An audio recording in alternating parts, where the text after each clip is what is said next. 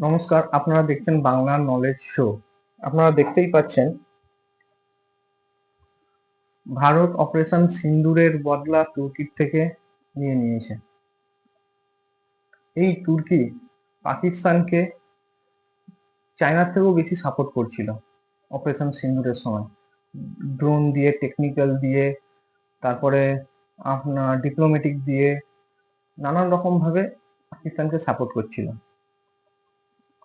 এবং যে attacking drone আপনারা জানলে বুঝবেন, ড্রোন হয় একরকম ছোট ধরনের একরকম অস্ত্র, যেটা খুবই খতরনাক।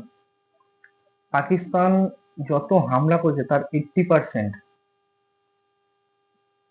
অস্ত্র তুর্কির। যত ড্রোন দিয়ে হামলা করেছে পাকিস্তান ভারতের উপর, পাকিস্তান অপারেশন সিন্দুরের সময়, তা পুরোই তুর্কির অস্ত্র ছিল।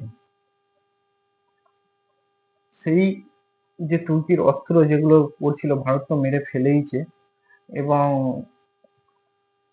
ডিফল্টও করে দিয়েছে প্রচুর। এবং তুর্কি ভালোই সাপোর্ট করছিল পাকিস্তানকে। সেই কারণে যখন সিজ ফায়ার হলো, তখন তুর্কির যে রাষ্ট্রপতি আছে,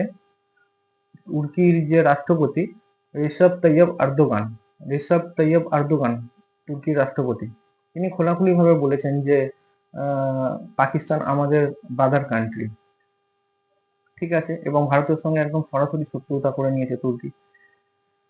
একটা রিপোর্ট বেরিয়েছে, যেটা ভারতের নয়, রাশিয়ার নয়, চায়নার নয়, কোনো দেশের নয়, তুর্কি থেকেই বেরিয়েছে।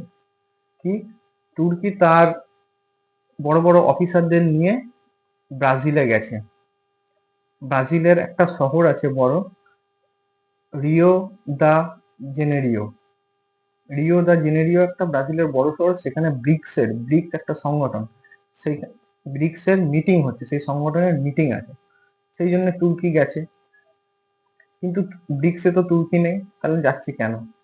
রাশিয়া তাকে ইনভাইট করেছে অবজারভার কান্ট্রি হিসেবে তুর্কিকে। সেই কারণে তুর্কি তার নিজের বড় বড় টপ লেভেলের অফিসারকে নিয়ে সেখানে গেছে। এবং তুর্কি কিছুদিন আগে ইউরোপের যে একটা ইউনিয়ন আছে, ইউরোপিয়ান ইউনিয়ন, সেখানেও সদস্য হওয়ার জন্য খুব লাফালাফি করছিল।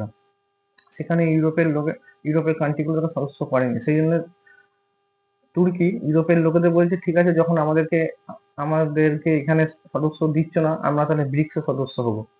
সেই জন্য গেছে। এবার যখন ব্রিক্সের মিটিং হয়েছে, তখন ভারত ভিটো লাগিয়ে দিয়েছে। ভিটো বলতে 5টা দেশ আছে। 5টা দেশ হচ্ছে Brazil, Russia, India, China, south Africa. এই 5টা দেশ হচ্ছে মেন এই ব্রিক্সের। আরো অনেক দেশ পরে যুক্ত হয়েছে, কিন্তু এই 5টা দেশ মেন। এই 5টা দেশের মধ্যে যদি কোনো কেউ ভিটো মানে না বলে দেয় কোনো কাজকে, তাহলে সেই কাজ হবে না। তো তুর্কি খুব চেষ্টা করছিল, কিন্তু ভারত ভিটো লাগিয়ে দিয়েছে।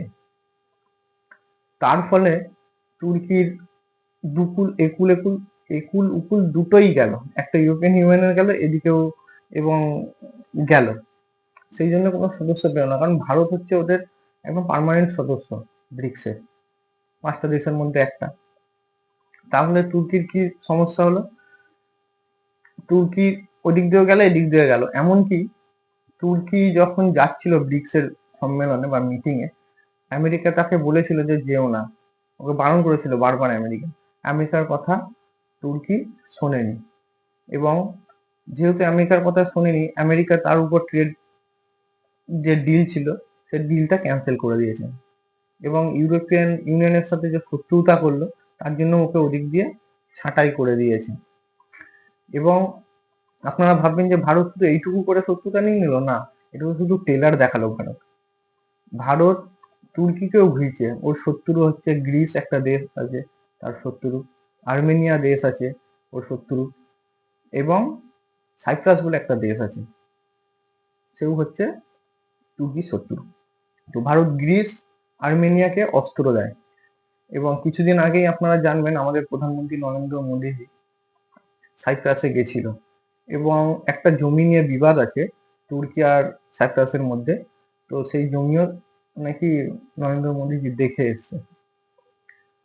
এই হচ্ছে ব্যাপার, ভারত এত তাড়াতাড়ি ছাড়বে না, এবং যতদিন পাকিস্তানের সঙ্গে বন্ধুত্ব থাকবে, তাতে ব্রিক্স এর সম্মেলনে হয়তো কেউ ইনভাইট করতে পারে, কিন্তু সদস্যতা পদ ভারত দেবে না। নমস্কার, বন্দে মাতরম।